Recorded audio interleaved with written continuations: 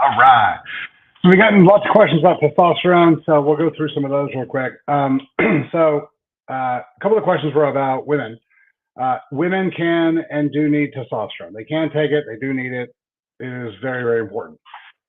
Obviously, the levels aren't the same. Usually, you're looking at 100 to 250, 300. That's typically the range. Where men are anywhere from 800 to 1200 is the typical range for them. One of the things that we all have to kind of understand about hormones in general, and testosterone is in no way different, is that we all have different sensitivities. We all have different thresholds. So, someone might need to be at, some woman might need to be at 80 or 100, where another one needs to be at 250. Some guys might need to be at, 800. Some guys might need to be at 1500.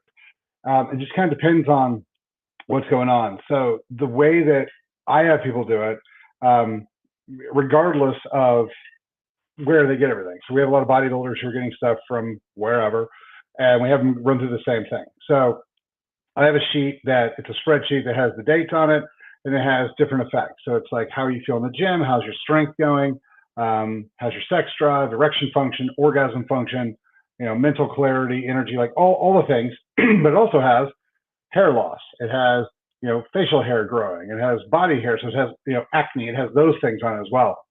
And so what you do is you go through and you kind of notate for yourself, like, how's your energy? And we go over like how to rate this. But, so like for energy, you're like, how is it at, when you wake up at 10, at noon, at 3, at 5, at 8, whatever, how is it then? And the reason you do it that way is because if you're always looking at how you feel at 8 o'clock at night, you might not ever get to the point where you have energy at 8, but you might wake up and have no energy at, when you wake up now, and then 8 weeks from now, you have energy all the way to 3. But if you're not tracking it properly, you're not going to notice that. And so, because we want to track everything, kind of like the good and the bad. And so what ends up happening is that what you can do is you can go through and say, okay, all the good things are here, but we're starting to get some of the bad things. And so then we can start working on either, pushing back against this or lowering dose or something like that, because we're trying to figure out exactly where your dose is. Like one of the things you can compensate for is if you're starting to have hair loss, you can pull DHT labs. If your DHT is high, you can push that down. There's a couple different meds we use for that. Or you can increase the copper peptide and increase oxygenation to the skin, into the scalp, into the rest of the body, because one of the main reasons that you lose hair is because it's decreasing oxygenation to the scalp. And so what we want to do is increase oxygenation to the scalp. And if we can use things like copper peptides and hyperbaric and, iron to increase hemoglobin count, like we can do those things, then we'll be able to offset those issues without having to take something like finasteride. And finasteride works to block DHT. The problem is that we have orgasm function, erection issue, like it does other things we don't want. So building those other benefits are pretty solid. And I'm a giant fan of that copper peptide regardless. So, I take it and I don't want my hair to come back. So that'll be the side effect. If I start growing hair, I'm like, damn it. But anyway, so that's one of the big questions we've gotten. One of the other ones is, as you go through it, does it help, does it make you lose weight? So, and everybody knows how much I hate the weight comment, because weight is a horrible metric. So let me get to the point that people are actually asking, does it help you lose fat? Kind of. So it's not going to help you lose fat if you just take it. That's not exactly true. It'll build your muscle tissue up, bring you back to a homeostasis level, and it will burn some fat as it regenerates the body. But the reason that testosterone helps you lose fat is because you're using the fat to create energy, ATP, that you're then turning around and using to build the muscle tissue, and build the bone density back up, and build the gut, and everything gets built back up, and it requires energy to do that.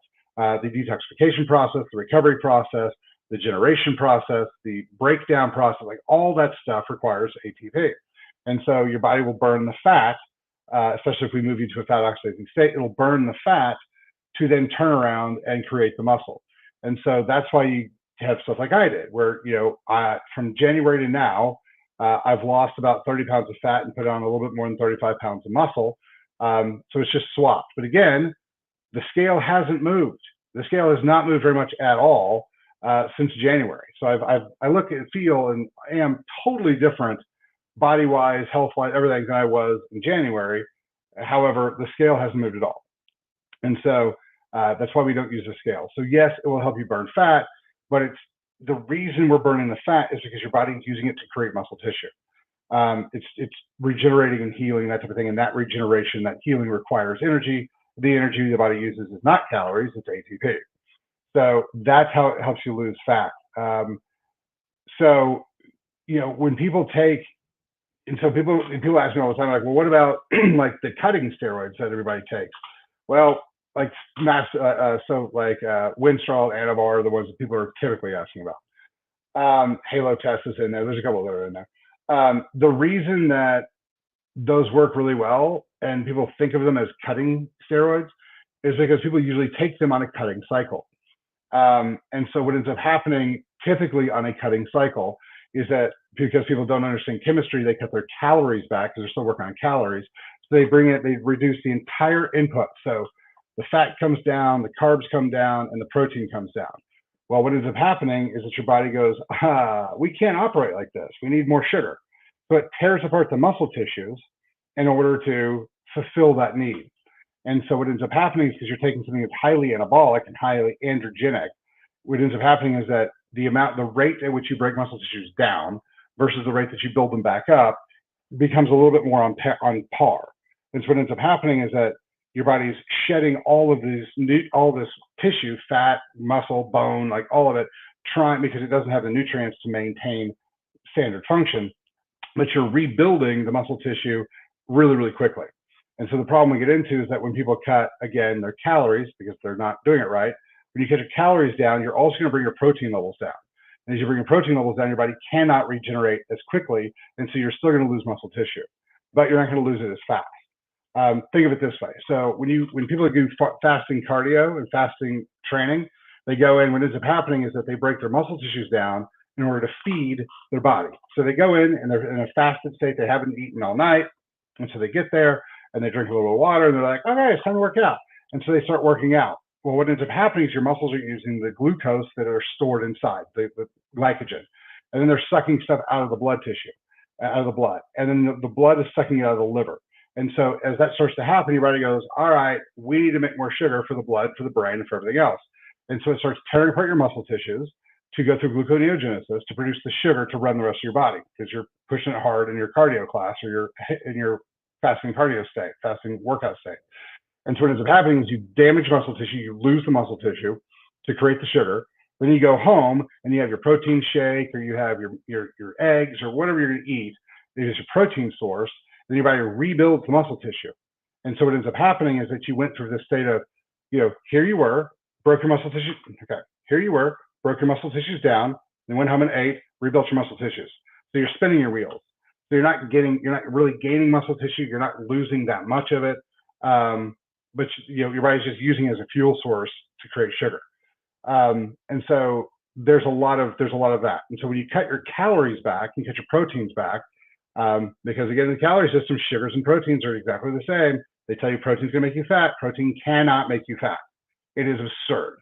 Anyway, so as the protein comes back in, it regenerates muscle tissue. So what ends up happening is if you put your diet together properly and you're using the Anavar and the Win and like whatever it is, a lot of times what ends up happening is that you lose a giant amount of fat, but you maintain or build muscle tissue on top of that. So that's one of the things you have to kind of take into account if you're going to start changing your diet over, is that you have to understand that what these things do is they're androgenic. They're anabolic. They create growth.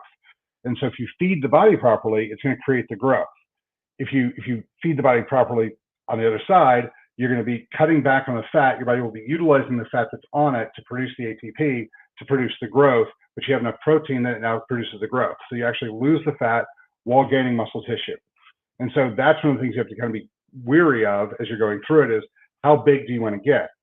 Usually not a problem for guys, oftentimes a problem for women, because a lot of women will do Anavar, 5 or 10 milligrams of Anavar during a cutting cycle. If you change their diet so that their diet is now working for them instead of against them, they will lose a bunch of fat. They will also gain muscle tissue, and sometimes it's more muscle tissue than they wanted, especially if they're competing. So keep that one in mind. The other thing is that a lot of people talk about how bad oral steroids are for the liver, and that is a thing.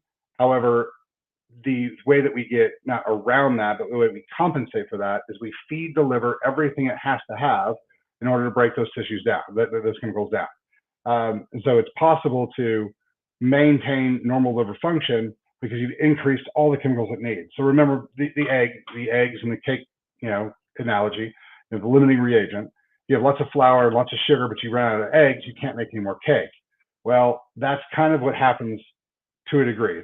It's a little bit looser than that, but think of it that way. So if you give your body all the nutrients it needs to break this stuff down and feed the liver and keep everything going, it's a lot better on the body.